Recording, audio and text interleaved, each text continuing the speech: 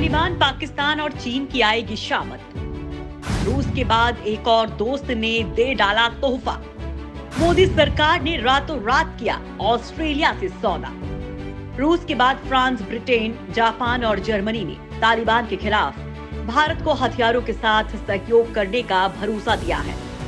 हालांकि चीन से विवाद को लेकर अमेरिका जरूर भारत से दगाबाजी कर गया और भारत की लगातार बढ़ रही सैन्य ताकत को देखकर बाइडेन ने चीन से फिर से दोस्ती कर ली। लेकिन भारत इसको लेकर भी तैयार है। बाइडेन की इस हरकत के ठीक एक ही दिन बाद भारत ने तालिबान, पाकिस्तान और चीन के खिलाफ एक और चौका मार दिया है। भारत ने ऑस्ट्रेलिया के साथ बहुत ही अहम 2+2 मीटिंग फिक्स की है, जो भारत और ऑस्ट्रेलिया के इतिहास में सबसे अहम बैठक बताई जा रही है, क्योंकि इसमें जिन मामले पर चर्चा और डील की गई है वैसा दोनों ने कभी नहीं किया था। भारत और ऑस्ट्रेलिया ने एक साथ 3 मोर्चों चीन, तालिबान और पाकिस्तान पर कई बड़े फैसले किए हैं। यानी जो काम अब तक भारत, तालिबान, चीन आदि के खिलाफ भारत नहीं कर पाया था, वो काम अब मोदी सरकार की इस शानदार योजना से होगा। आखिर दोनों के बीच क्या हुई है डील और तीनों मोर्चों पर ऑस्ट्रेलिया किस तरह से भारत के साथ आ गया है, ये हम आपको आगे वीडियो में बता रहे हैं, तो बने रहिए वीडियो पर। चीन, पाक और तालिबान पर सख्त हुआ भारत। भारत और ऑस्ट्रेलिया ने कर डाला ऐतिहासिक समझौता। अमेरिका के द्वारा चीन के पाले में जाने के ठीक बाद भारत और ऑस्ट्रेलिया के बीच अहम 2+2 मीटिंग होने का मतलब ये है कि अमेरिका ने भारत के साथ साथ क्वाड संगठन के बाकी के 2 और अहम पिलर यानी जापान और ऑस्ट्रेलिया को भी खो दिया है। भारत ने यहाँ पर बड़ा खेल कर दिया है। भारत के कहने के बाद ऑस्ट्रेलिया के विदेश मंत्री और रक्षा मंत्री ने भारत का दौरा किया है, जिसके बाद दोनों देशों के बीच इस 2+2 मीटिंग का आयोजन किया गया। ऑस्ट्रेलिया की विदेश मंत्री मरीसे पेन और रक्षा मंत्री पीटर डटन भारत में अपने समकक्ष विदेश मंत्री एस जयशंकर और रक्षा मंत्री राजनाथ सिंह से अहम मुलाकात की है। पहले आप ये 2+2 मीटिंग क्या होती है वो जानिए। दरअसल जब 2 देशों के 2 मंत्रियों की मुलाकात होती है तब इस कॉन्सेप्ट को 2+2 बैठक कहते हैं। भारत और ऑस्ट्रेलिया के बीच इस तरह की ये पहली बैठक है।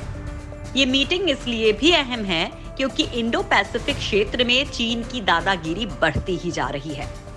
समुद्र में चीन ने मनमानी करते हुए अपना खुद का कानून बना दिया है, जिससे वो उस देश की खुफिया जानकारी पूछेगा और नहीं बताने पर मिसाइल से अटैक कर उस जहाज को खत्म कर देगा। इस तरह से चीन का समुद्र में काफी दबदबा हो गया है। इसे रोकने के लिए भी दोनों देश आगे आए हैं। दोनों देशों के बीच कई हथियारों के आयात निर्यात पर भी बड़ा फैसला होना है। इनको लेकर अभी जानकारी आना बाकी है, लेकिन तालिबान और चीन को लेकर दोनों देशों में अहम समझौते हुए हैं। कई मामलों में भारत का साथ देगा ऑस्ट्रेलिया। तैयारी देख फटी रह गई अमेरिका, चीन की आंखें। दोनों देशों के बीच द्विपक्षीय संबंध मौजूदा समय में सबसे बेहतर स्थिति में है। ऑस्ट्रेलियाई विदेश मंत्री मरीसे पेन ने कहा कि दोनों देशों की सामरिक रणनीति में 2+2 बैठकों की शुरुआत होना बड़ा कदम है। ऑस्ट्रेलियाई विदेश मंत्री मरीसे पेन और भारतीय विदेश मंत्री एस जयशंकर के बीच होने वाली मुलाकात में आर्थिक मुद्दों, साइबर सिक्योरिटी, जलवायु परिवर्तन, जरूरी तकनीक और सप्लाई चेन को लेकर डील हुई है। अब मोटे तौर पर ऑस्ट्रेलिया ने भारत से क्या कहा है वो समझिए। ऑस्ट्रेलिया ने चीन के खिलाफ बड़ा कदम उठाते हुए अपनी सैन्य बेस को भारत के इस्तेमाल के लिए खोल दिया है। जैसा कि आप जानते हैं कि साउथ चीन सागर और हिंद महासागर में चीन की घुसपैठ जारी है। इसे रोकने में भारत को ऑस्ट्रेलिया की खासी जरूरत है। वहीं अन्य डील में तालिबान को लेकर ऑस्ट्रेलिया भारत को सैन्य तरीके से मदद देगा।